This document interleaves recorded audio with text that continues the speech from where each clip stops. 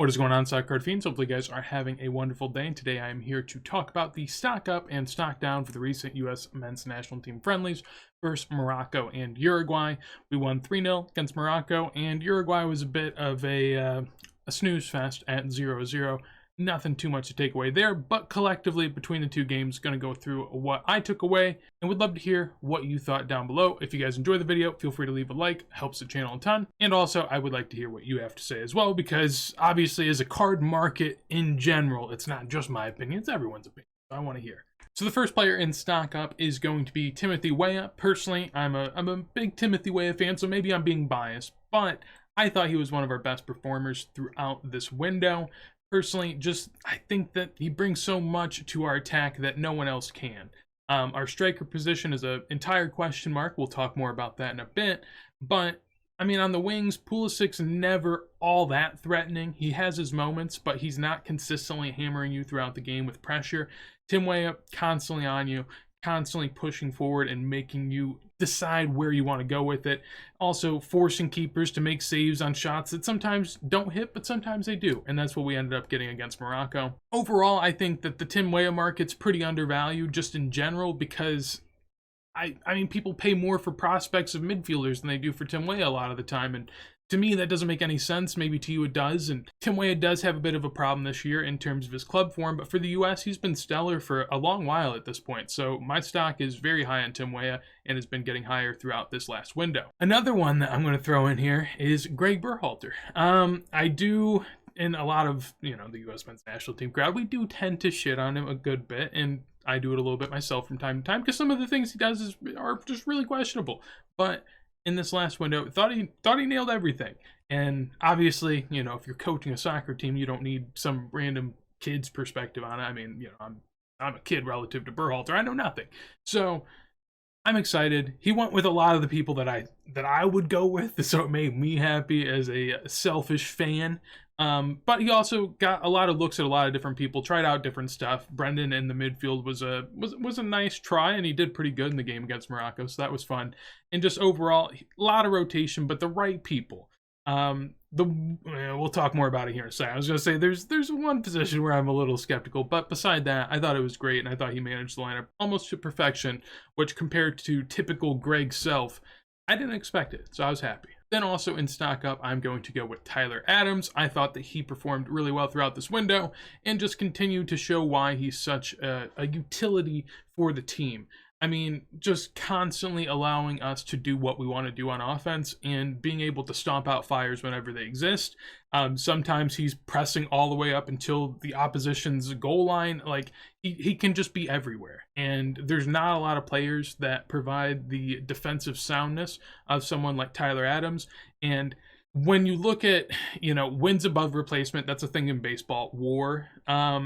The wins above replacement has to be the highest in the group, because his replacement is, I don't even know. I guess Kellen Acosta would be the replacement. And that's a far, far drop. And so for him, I just think it's stock up, because what he provides us is so useful to how we want to play as a team that it's essential.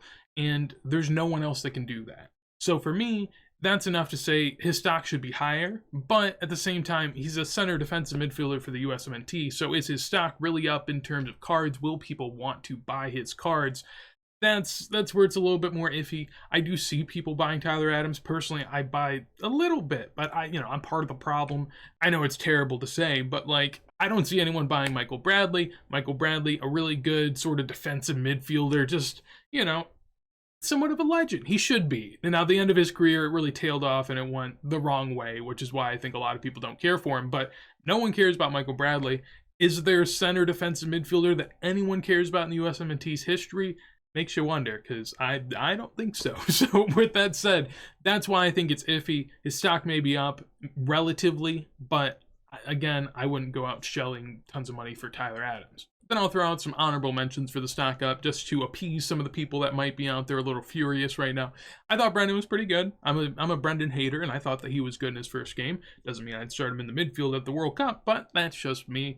Beyond that, thought Pulisic looked good. I also thought that, depending on how you want to look at it, I thought Haji Wright looked pretty good as a striker. I guess we'll see more. It's going to be hard because we have 2 more games after this. I believe it's Nations League, but we're playing absolute nobodies in terms of competition. So if Haji Wright goes out in these games and starts absolutely tearing it up, I think people are going to be hyped about him. I don't believe he has any cards in existence, so what can you do with that? Really nothing. But I was intrigued by him, so I figured I'd throw that out there as well. For stock down, let's go ahead and just start it off with what no one knows the answer to, and that's our 9 position. I did say that I like Haji Wright a little bit. I thought he looked good, but no one did score, and Ferreira didn't look that great. They did get in decent positions to give themselves a chance, but that's not going to be enough at the end of the day. Our 9 position is just absolutely up in the air.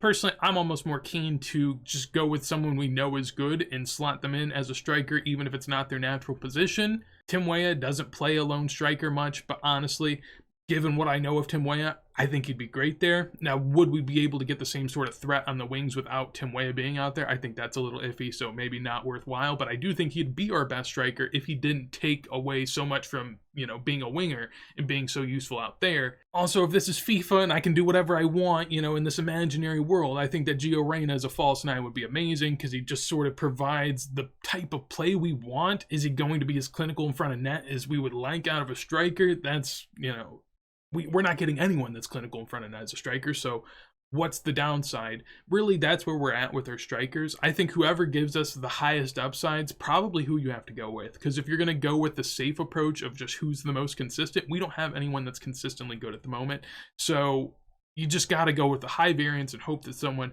shows out for us, because really that's all we have at the moment. We don't have anyone that's dependable.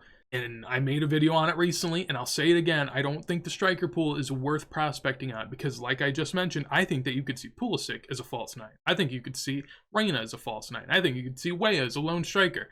All those 3 guys, they already play for us in other positions. So you can buy guys that are playing in other positions, and they're probably going to be cheaper than some of the striker prospects, and the striker prospect may never even matter to the USMNT, may never, even play in a World Cup, while with the other guys you have more certainty that that will happen. Overall, I don't mess with it. The striker market scares me so much, and the striker position scares me going into the World Cup. Really, I saw Card Hour, he posted a thing that Pulisic's our guy for the World Cup. Like, he's who has to go ham for us to do good. And personally, I didn't see that being the case. I can understand why you would think that's the case, and Pulisic sort of is our guy. Like, he's the main guy, but I don't see him carrying us. I really don't. I don't think Pulisic's going to be the guy that comes in and carries a team. And as far as who provides the most offensively for a team, I think that Tim Weah does by a large margin. So I think Tim Weah could be the guy. I also think that whoever's the striker could be the guy, because with the amount of crosses and attempts that you can get in the box with the Dest and Antony swinging in crosses, with Tim Weah getting to the touchline and then swinging in something, I think that the striker is vital. And really, that's going to decide how far we go in the World Cup, in my opinion.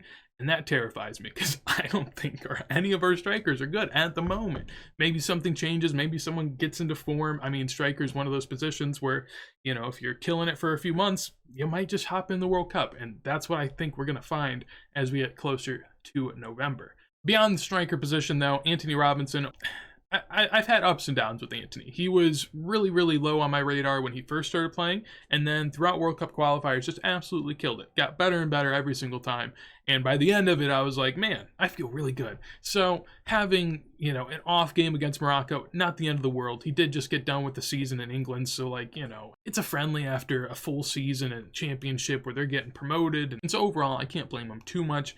I just thought there wasn't very much end product there, but I did like what we were trying out, which is where Antony would go really high on the left wing, and then we would shift our right back, who I believe was, it was Reggie Cannon for the game against Morocco.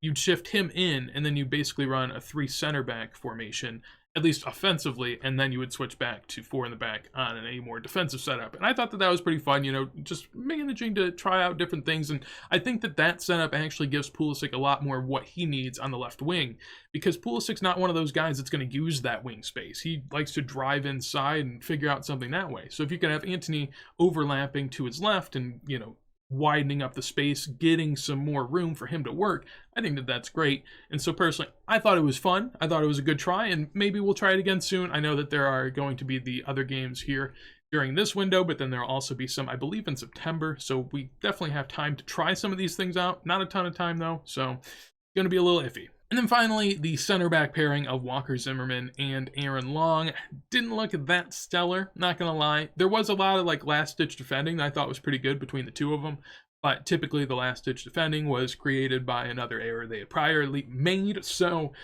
not that impressive. Overall, I mean, we didn't give up a goal in these two games, so I guess you could say that they did good. But Morocco, they really deserve to be in that game more. I think 2-1, maybe 2-2 would have been a more fair result against Morocco rather than a 3-0 win. I didn't think that we handled them like that. So personally, for me, I see it a bit differently. If you're just looking at results, if you're just looking at goals, they didn't do too bad. But personally, I look at more than that, and I didn't think that they were that great. I don't know what that means in terms of the pairing. I don't know if Aaron Long's just not really in the picture. I don't know if we're going to go with that anyways. Now, the one thing is Chris Richards is still injured, and John Brooks is still on the outs with Berhalter, so you never really know how that's going to play out. But Richards would ideally be back in this lineup next to Walker Zimmerman, and it just didn't instill a lot of confidence in me. That's all I can really say. I don't think anyone's really buying center backs, though, so you're good in terms of your purchases, unless you're sitting on a ton of Aaron Long stock, in which case I'd be a little nerd. But that is going to be it for this video. Hopefully you guys enjoyed. If you did, make sure to leave a like. If you want to see more videos like this as soon as they go live, make sure to subscribe. And with that said, hopefully you have a wonderful day, and peace.